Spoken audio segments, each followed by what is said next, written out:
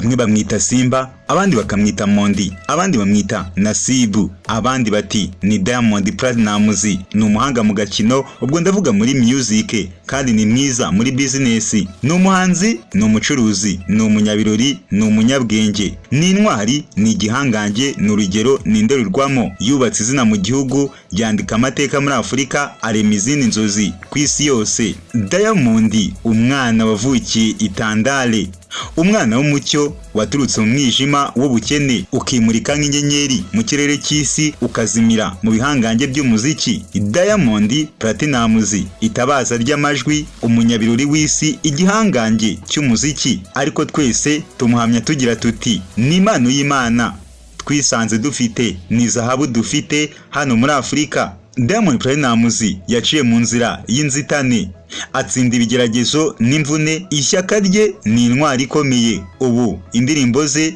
zisimburana ku isi yose, zibyinwa muri Afurika, zikavugwa n'i Burayi, zikaririmbwa muri Amerika, zigakundwa no muri Aziya.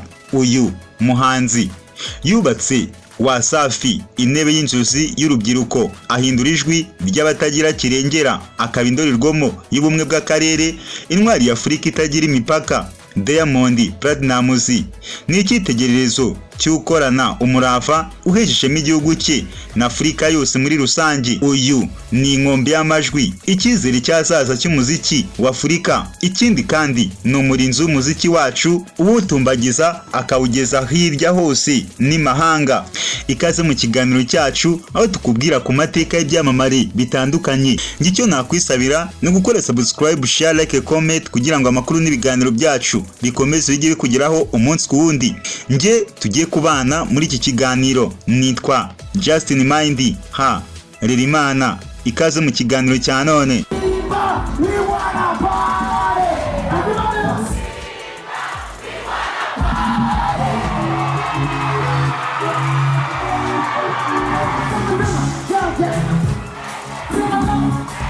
Reka duhere ku burezi n'uruhare mu muryango kugira ngo tumenye uwo tuzi kuri ubu. Diamond Platnumz.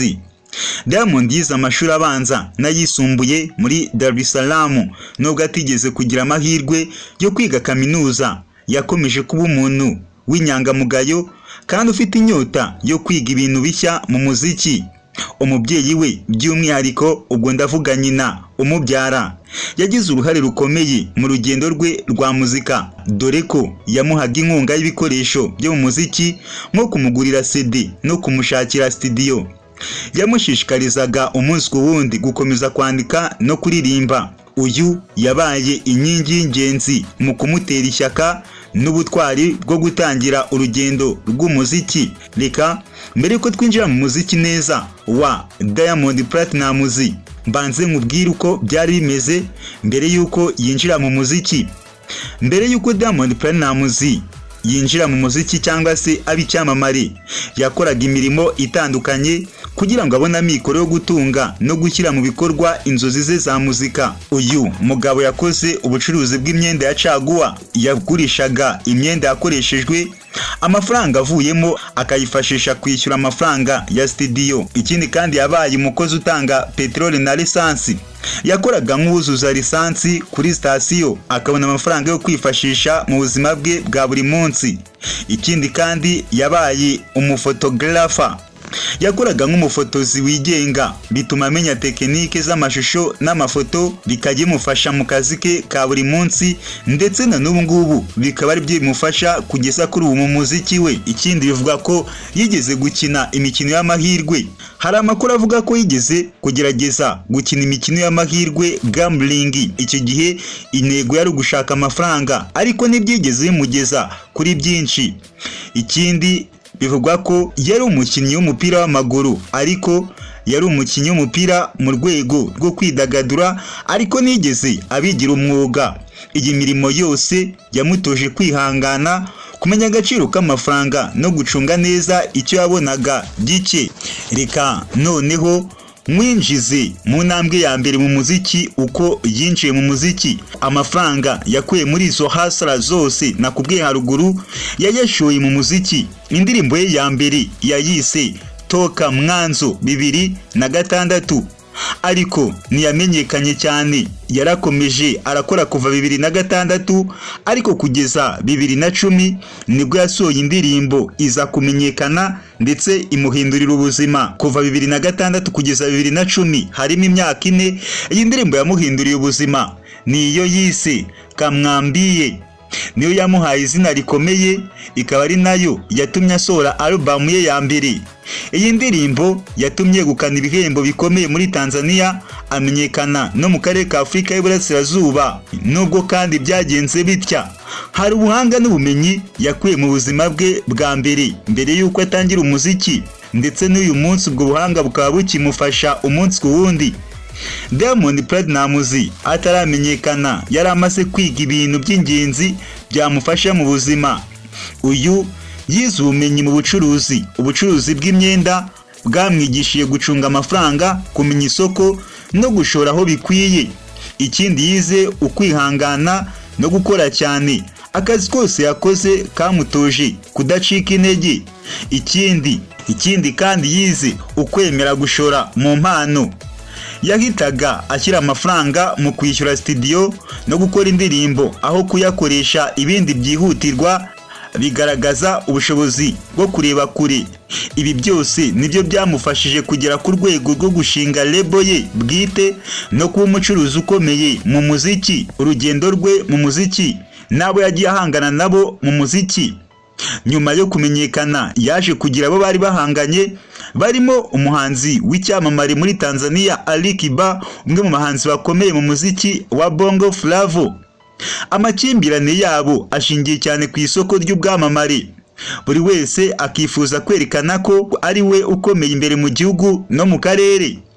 Nubwo abantu bamwe bavuga ko Ali Kiba atigeze afasha Diamond nk'umubyinnyi, hari amakuru avuga ko Diamond yazamutse mu itsinda rya Ali Kiba ry'ababyinnyi, ndetse akaba yarabaye umubyinnyi wa Ali Kiba igihe kinini. Amakimbirane yabo ashingiye cyane ku guhatanira izina mu muziki aho kugira ngo bibe ubufatanye bwabo. Nyuma y'ibi byose, nyuma ya haso, nyuma yo kubura amafaranga yo gutangira umuziki bikamugora akajya muri byinshi, Diamond Platnumz yaje kwiyemeza gutangiza label yise Wasafi Classic Baby. Mu rwego rwo gufasha abandi bahanzi, Diamond Platnumz yashinze label ya WCB Wasafi muri 2015 kugeza 2016 nibwo yayubatsemo. Intego yayo yari ugutera inkunga impano nshya muri Tanzania no hanze yayo mu bijyanye na audio and video production, promotion n'ibitaramo, distribution mpuzamahanga. Abahanzi banyuze muri Wasafi Classic Baby yafashije kumenyekana harimo uwitwa Harmonize wasinye amasezerano yo gukorana na Wasafi Classic Baby muri 2015. 2016 yasinyishije uwitwa Rayvanny. 2017 asinyisha Mbosso. 2017 nanone kandi asinyisha umuhanzikazi Queen Darwin. 2017 arongera asinyisha uwitwa Lava Lava. 2020 yasinyishije uwitwa Zuchu, kuri ubu ngubu akaba abana nawe nk'umugore we.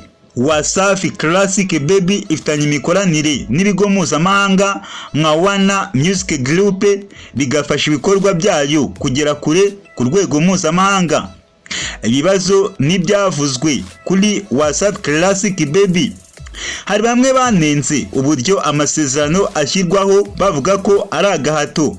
Rebi kagira uruhare runini ku nyungu z'umuhanzi, byatumye bamwe nka Harmonize, Rayvanny bayivamo, ndetse n'abandi bahanzi barimo Mbosso n'abandi batandukanye bakaba baravuye muri iyi nzu. Ubuzima bwa Diamond Platnumz mbere yo kumenyekana bwigisha amasomo menshi akomeye, burimo kugira umuryango ushyigikira ni ingenzi mu rugendo rw'impano. Guhangana no gukora cyane nibyo bituma umuntu arenga imbogamizi. Kugira icyerekezo mu gushora bituma amahirwe make abasha kuvamo intambwe ikomeye. Mbere yo kuba icyamamare, Diamond Platnumz yari umwana muri Tandale uharanira kubona ibimutunga n'amafaranga yo gushyira mu nzozi ze. imirimo itandukanye yakoze yamutoshe kwihangana, kubaha amafaranga no gukunda gukora. Inkunga y'umuryango we, cyane cyane nyina, yamubereye imbarutso yo gutangira umuziki. Ubu ni umwe mu bahanzi bakomeye muri Afurika, ubushoramari mu muziki n'umuyobozi wa label ifasha abahanzi Wasafi Classic Baby. Impamvu Diamond Platnumz ariko nyuma y'ibi byose, nyuma y'ibyo twavuze hejuru, hari byinshi bikomeje kugarukwaho kuri ubu. Abenshi bakibaza bati Diamond Platnumz ko ari umuhanzi mwiza muri Afurika ndetse no hirya no hino ku isi, ni iyihe mpamvu adatwara Grammy Award nk'igihembo gikomeye ku isi, igihembo gihatanirwa na buri wese, igihembo cy'inzozi z'abahanzi? Diamond Platnumz ni umwe mu bahanzi bakomeye muri Afurika y'Iburasirazuba ndetse no ku rwego mpuzamahanga. Uyu muhanzi ukomoka muri Tanzania amaze imyaka irenga 10 agaragaza ubuhanga mu muziki, agatanga indirimbo zakunzwe ku isi hose zirimo nka Jeje wa African Beauty, Koma Sava n'izindi nyinshi. Nyamara nubwo afite ibihembo byinshi bikomeye kugeza ubu, ntabwo aragira amahirwe yo kuba yakwegukana Grammy Award. Ibi byahindutse ikibazo ku bafana be benshi bibaza impamvu. Reka banze nkubwire kuri Grammy Awards nuko zitangwa. Grammy Awards ni ibihembo bya muzika bikomeye ku isi, bitangwa buri mwaka n'umuryango witwa Recording Academy muri Leta Zunze Ubumwe za Amerika. Buri ndirimbo cyangwa album ibigomba kuba yakizwe mu mwimerere hakurikijwe amategeko agenga ayo marushanwa. Abanyamuryango ba Recording Academy, abahanzi b'indirimbo n'abandi bafite izina muri Amerika nibo bagira ijambo mu gutora izo ndirimbo. Imbogamizi ku bahanzi bo hanze ya Amerika kuba indirimbo zitaragezwa ku mugaragaro. Nubwo Diamond afite indirimbo zikunzwe, hari igihe we cyangwa kampani ye imucururiza zidashyikiriza indirimbo ku rwego rwa Grammy. Iyo bidakozwe nta amahirwe yo kuba nomine wabona. Grammy ikunda cyane kurengera abahanzi bafite igikundiro gikomeye muri Amerika. Diamond akunzwe muri Afurika, ariko mu isoko rya Amerika ntabwo aragera ku rwego rwa Burna Boy cyangwa Wizkid bigeze gutsindira Grammy, guhangana n'abahanzi mpuzamahanga. Mu cyiciro cya Best Global Music cyangwa Best African Music Performance, abahanzi benshi bo muri Afurika no ku isi batanga ibihangano. Diamond agora n'abarimo Burna Boy, Wizkid, Tems, Davido n'abandi bafite ibikorwa bikomeye no muri Amerika. Ubushobozi bwa management nanone na label. Grammy si indirimbo gusa, ahubwo n'uburyo bwo kumenyekanisha abahanzi bafite labels zikomeye muri Amerika. Baba bafite amahirwe menshi yo kugira mu mwiherero. Diamond nubwo afite label ye ya Wasafi Classic Baby igifite intege nke mu gusunika ibihangano byayo muri Afurika, Diamond aracyafite amahirwe yo kuzatsindira Grammy Award, cyane ko akomeje gukora indirimbo zifite umwimerere azihuza n'abahanzi mpuzamahanga nka Rick Ross, Niyo, Jason Derulo n'abandi. Icyo akeneye cyane ni ukongera imbaraga mu gucisha ibihangano bye muri Amerika no gukora collaborations zikomeye zifite amahirwe yo kugera kuri Recording Academy. 2024 nibwo Diamond yatanze indirimbo ye Koma Sava, biza kurangira Recording Academy itayemeye mu ndirimbo zihatana muri Grammy Award mu cyiciro cya collabo nziza y'umuhanzi wo muri Afurika. Impamvu nyamukuru ituma Diamond Platnumz ataratsindira Grammy Award si uko adafite impano cyangwa indirimbo nziza, ahubwo ni uburyo bw'isesengura rya Grammy bushingira ku isoko rya Amerika, uburyo bwo gutangira indirimbo ku mugaragaro n'uburyo bwo kumenyekanisha abafana babo. Bamufata nk'umwe mu bahanzi bakomeye cyane muri Afurika, kandi azakomeza kugerageza kugeza ubwo izina rye rizinjira mu mateka ya Grammy Awards. Reka nkushimire cyane wowe ukomeza kubana natwe, musaba gukora subscribe, share, comment kugira ngo amakuru n'ibiganiro byacu bikomeze bikugereho umunsi ku wundi. Nge nari Justin Mind ha Ririmana.